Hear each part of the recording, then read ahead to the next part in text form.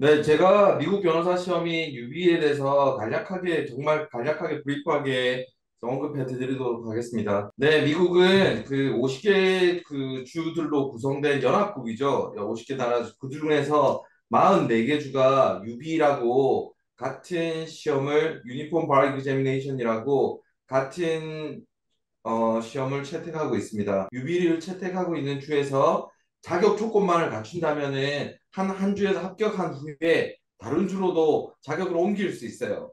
그러니까 예를 들어서 워싱턴 DC바와 뉴욕바가 이제 그 유비를 같이 채택하고 있는데 DC바를 합격한 후에 내가 뉴욕 변호사가 되고 싶다. 그러면은 뉴욕 주 변호사가 될 수 있는 자격만을 획득한 후 점수가 같은 합격 점수 266점이기 때문에 그 점수를 옮겨서 뉴욕주 변호사도 될 수가 있는 거예요. 시험 없이.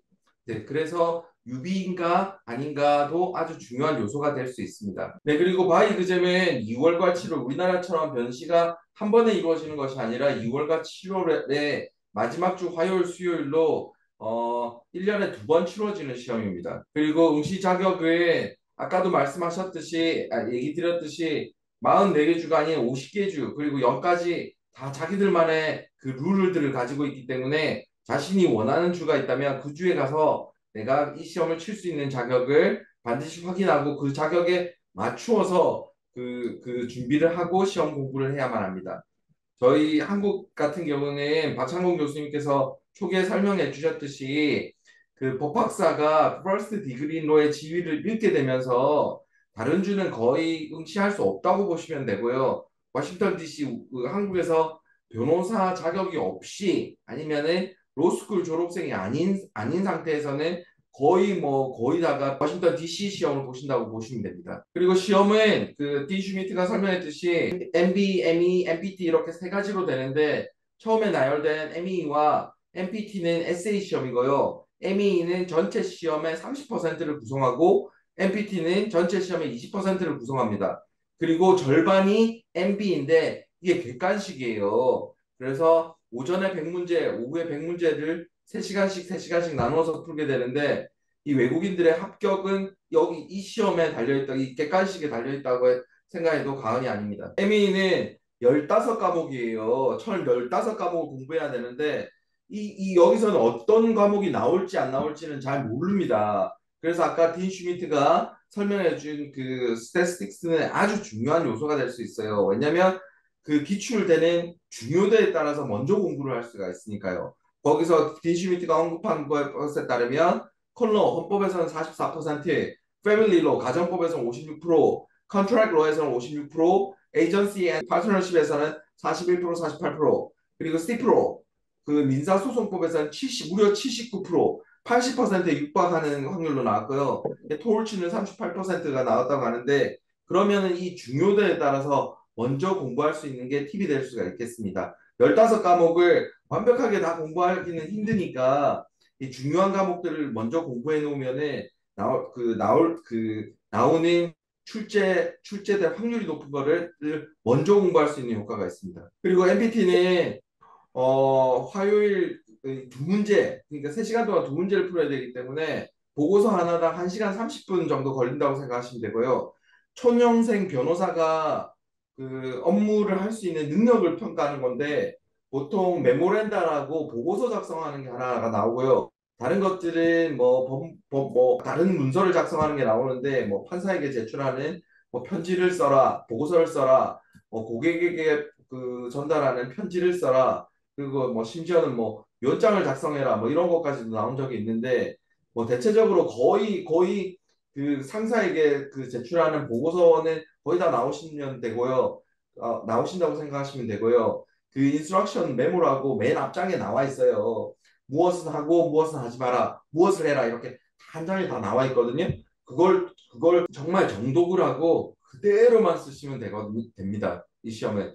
사실은 이 시험은 연습을 조금만 하면은 사실 크게 어렵진 않은데 외국인으로서는 상당히 부담스러울 수 있고 그리고 정규적인 그 리갈 라이팅을 배우지 않았다면 좀 부담스러울 수 있지만 그래도 모범 답안을 많이 읽고 그리고 또 공부를 따로 공부한다면은 넘지 못할 산은 아닙니다. 네, MB 이게 일곱 과목이라고도 하고 우리는 여덟 과목이라고 하는데 그 이유는 크리미널 로와 크리미널 프로시저를 한 과목으로 보느냐 두 과목으로 보느냐 이 차이거든요. 그래서 뭐 우리는 일곱 과목이라고 생각을 하는데 이 일곱 과목들은 100% 시험에 다 나옵니다. 그리고 한 과목당 한 서른 세 문제에서 네 문제 정도 나오고요. 그리고 200문제를 넘는 부분에서는 더미라고 보시면 돼요. 더미는 새로 문제를 만들었을 때 더미로 출제되어서 이 문제가 그 영향이 있느냐 없느냐 그리고 어떤 수준의 사람들이 맞추느냐에 따라서 난이도를 결정하게 되거든요. 이 난이도는 왜 또 중요하냐면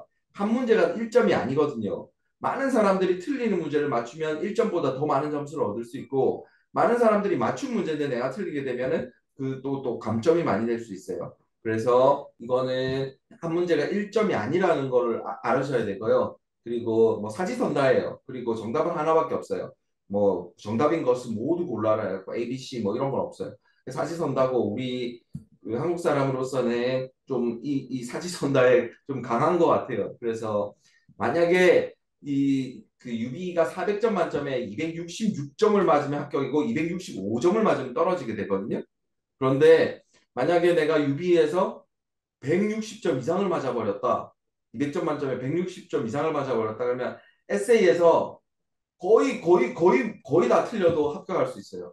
이유는 기본 점수 100점이 깔려 있거든요. 뭐 그런 계산법들이 있는데 그럼 뭐 다 열심히 공부해야 되겠지만 특히 이 시험에 도전할 때는 이 MBE를 정말로 잘 보셔야만 된다고 생각하고 준비를 하셔야만 됩니다. 네, 이거는 뭐 내용은 다 아까 설명했듯이 그 주마다 다 합격 점수도 틀리고 그리고 자격 요건도 틀리거든요. 그래서 자기가 원하는 주의 합격 점수라든가 뭐 이런 것들은 따로 다 보셔야 되는데 한국 사람들 거의 DC밖에 지금 못 본다고 보셔야 되기 때문에 266점입니다. 그리고 뭐 UB를 합격해서 변호사가 되기 위해서는 UB 이 시험만 합격하는 거면 되는 것이 아니라 사실은 NPR이라고 윤리 시험도 합격하셔야 되고 CNF라고 시연원 조회도 거쳐야 됩니다. 그리고 뭐 DC는 그 수도기 때문에 연방법을 인용하기 때문에 주법이 없어요. 그래서 주법 시험을 따로 치지 않아도 되지만 주법이 있는 주들은 주법 시험도 다시 쳐야 돼요.